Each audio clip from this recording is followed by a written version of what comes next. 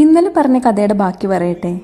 ഇന്നത്തെ കഥ ഇതായിരിക്കും എന്ന് ഇന്നലെ ഈ റീലിട്ടപ്പോൾ ഞാൻ വിചാരിച്ചിട്ടുണ്ടായിരുന്നില്ല കേട്ടോ.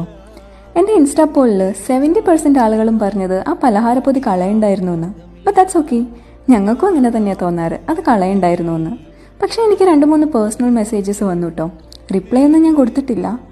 പക്ഷേ ഈ വോട്ട് ചെയ്ത 70% ആളുകൾക്കും ഇങ്ങനെ തന്നെയാണ് തോന്നിയതെങ്കിലോ? അങ്ങനെ കരുതിയപ്പോൾ I thought I will give my side of the story.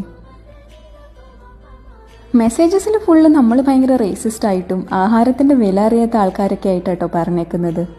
ഇനിയൊന്ന് ചിന്തിച്ചു നോക്കിയേ, നമ്മൾ ആ പലഹാരം കൊച്ചിന് കൊടുത്തു, അവളും കഴിച്ചു, ബാക്കിയുള്ളത് നമ്മളും കഴിച്ചു. നമ്മളൊക്കെ വിചാരിച്ച പോലെ ദീപക് ഭായിക്ക് ദുരുദ്ദേശം ഒന്നും ഉണ്ടായിരുന്നില്ല. അയാൾ അതിലൊന്നും ചേർത്തിട്ടുമില്ല, നേരെ കടയിൽ നിന്ന് വാങ്ങി നമുക്ക് കൊണ്ടുവന്ന് തന്നതാ.